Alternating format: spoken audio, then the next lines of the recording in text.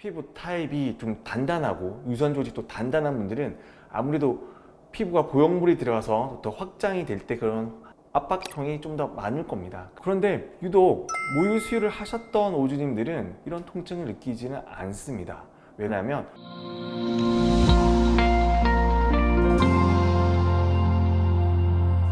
안녕하세요. 오늘의 상담실 성형외과 전문의 이준욱입니다. 이번 시간에는 가슴 성형을 할 때 이 통증 때문에 망설이거나 예약을 했다가 취소하는 경우가 있어요. 근데 그 통증을 유발하는 요인과 그 부위에 따라서 통증의 정도와 이런 것들이 조금씩 차이가 납니다. 우리가 보통 절개를 하기 때문에 절개 부위, 윗선이라든지 겨드랑이 부위에는 통증이 있을 수 있겠죠.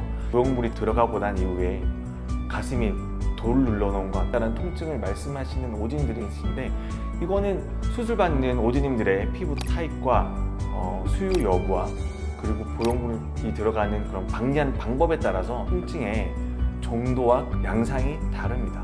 가장 먼저 우리가 생각을 해봐야 될 거는 피부 타입이겠죠. 피부 타입이 좀 단단하고 유선 조직도 단단한 분들은 아무래도 피부가 보형물이 들어가서 더 확장이 될 때 그런 압박통이 좀 더 많을 겁니다. 그런데 유독 모유 수유를 하셨던 오주님들은 이런 통증을 느끼지는 않습니다. 왜냐하면 출산 과정 그리고 모유 수유 과정에서 유선 조직이 커지면서 피부를 한번 눌려놨기 때문에 피부가 보형물을 받아들일 캐파가 더 있기 때문에 이러한 통증을 느끼지는 않습니다. 수유 여부랑 상관없이 수술하는 과정에 의해서도 통증의 정도와 그 양상이 차이가 날 수밖에 없습니다. 우리가 소위 말하는 근막하평면과 이중평면에 있어서도 통증의 양상이 차이가 나고요. 근막하평면이 이중평면보다는 통증이 더 낮습니다. 이중평면으로 이제 보형물이 들어가는 공간을 만들면 원래 있던 대흉근의 상당량을 자르게 됩니다. 근육 자체가 보형물을 누르게 되니까 여기에 대한 압박 통증 그리고 근육이 손상될 때 그 주위 조직에 있는 감각신경이 손상을 입게 되면 통증을 많이 느끼게 됩니다.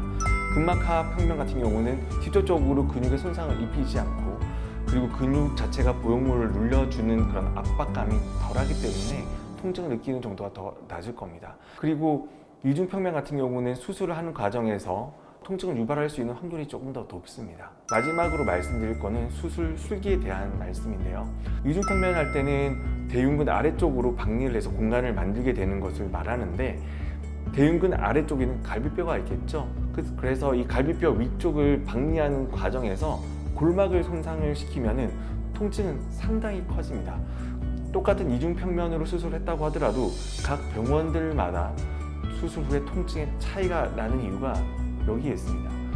골막 손상을 적게 해야 되고 수술 과정에 출혈이 적게 생겨야 통증이 더 작기 때문이죠. 경험이 많다는 것도 좀 중요하고요.